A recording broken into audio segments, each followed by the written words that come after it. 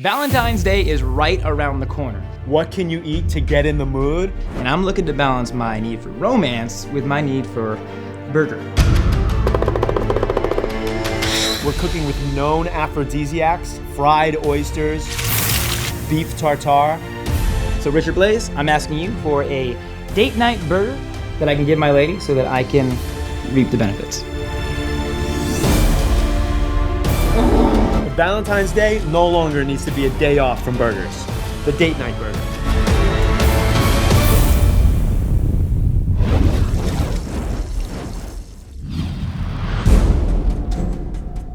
All right, so Richard, if you saw the show intro, you know I'm looking for a burger that'll, get the lady excited. There you go. So Valentine's Day, aphrodisiacs. Yeah. I don't know what your date's gonna be like. My date is into raw beef. Your date's into raw beef? You know, I like a girl who's into raw food. Now at the restaurant, I get a little dark with this dish. Mm-hmm. I do a heart tar. I use beef heart. Right. It's Valentine's Day. You wanna be fancy. What fancier way than to give your date filet mignon, all right? Awesome. All right, so we have our filet mignon. That's gonna be our tartare. What about you, Chester? What most romantic thing? My girlfriend, I get her flowers once a week. I think that's a good boyfriend point there. Once a week? Yeah. Man, you're shaming me. I keep it going. Now, we're just gonna whack the hell out of this beef.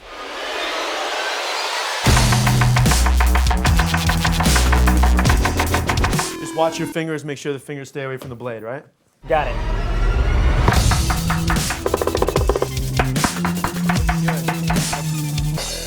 This is super lean tenderloin. This is like no % fat.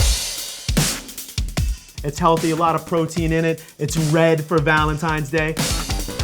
I think it's perfect. Yeah, I think so. All right, now we're gonna season it up. For this tartare burger, we're gonna add a sort of an exotic ketchup. It's called harissa. Basically a spicy ketchup with lots of spices in it. So it's all of these ingredients basically that get blended into a blender. Okay. Almonds for one, again, increase your stamina, if you know what I mean. Mm-hmm. One of the things that all of these ketchups sort of have in common though is umami. And umami is the flavor of savory. What makes you taste something is like, oh my God, it's delicious. It's literally what makes your mouth water. Chester, you gotta taste the harissa because if you haven't had it before, it's got a lot of flavor. So much better than ketchup. Absolutely, and I think like every culture has its own sort of version of ketchup. They right? won. They win, I think they do. Win. Right? So now we're gonna add some salt and pepper. People are afraid of salt, but especially here, this is raw beef. We wanna make sure that there's enough salt in here. A little bit of raw onion. This is ready to go. What other ingredients are aphrodisiacs? Of course, the oyster. Chester, you can see here, every oyster tells you exactly where you want to open it. You mean where it's cracked open a little bit? Where it's cracked open just a little bit. So we have our oyster knife. We're gonna get it in there, and then you can just hear that, kind of popped it right open. The best part of the oyster is the juice that comes out of it. One of the reasons why people say that the oyster is an aphrodisiac, it looks like a vagina. Let's be honest. Let's just go for it.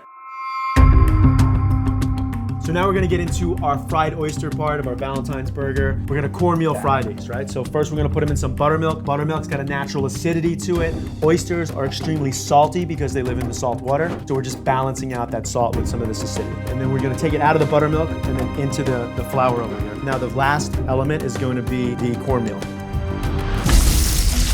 Real simple, we have our fryer, it's set on 350 degrees. Perfect temperature to fry these oysters. This thing looks like Tony Stark built it. I have one of the things that it's like a circle, it's got a handle. Right, it's a pot. Yes, pot. Absolutely. That will work as well, okay? If you're frying at home, you don't have the deep fryer, you just want to be a little bit more careful. Here we go. Perfect. Don't put your fingers in there. Sweet. So we're looking for our oysters to be golden brown. So what do you think? Let's take a look. They look beautiful to me. My God, those oysters look amazing. Bam, look at that.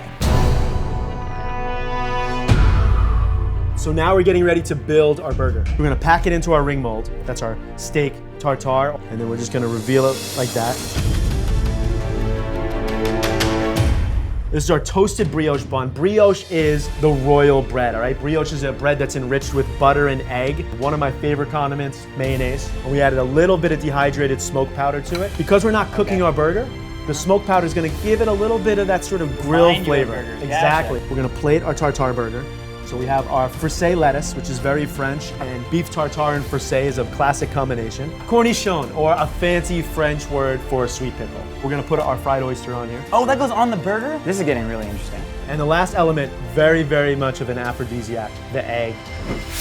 We boiled it for just 6 minutes. Yeah, that's it. The ultimate aphrodisiac.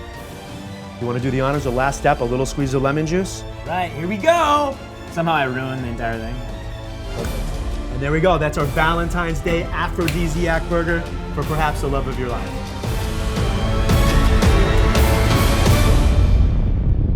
It's Valentine's Day. This burger's for you.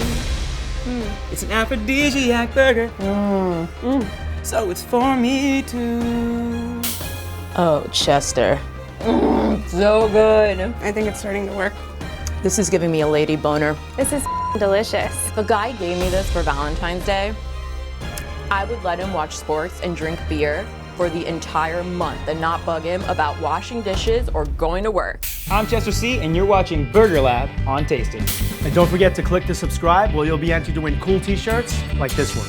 And Richard's badass book. Low fat, protein rich, and absolutely terrifying. Check out the world's scariest amuse-bouche, the scorpion. When pranking fast food workers, there's a fine line between funny and mean. No, I'm just kidding, it's all funny. See Noah's top 3 drive-through gags. Just in time for the big game, Richard Blais cooks up a true pigskin classic for the Sklar brothers. You don't want to miss this. Think a kid's puzzle is easy? Try doing one after eating the world's hottest pepper. Subscribe for more free tasted treats.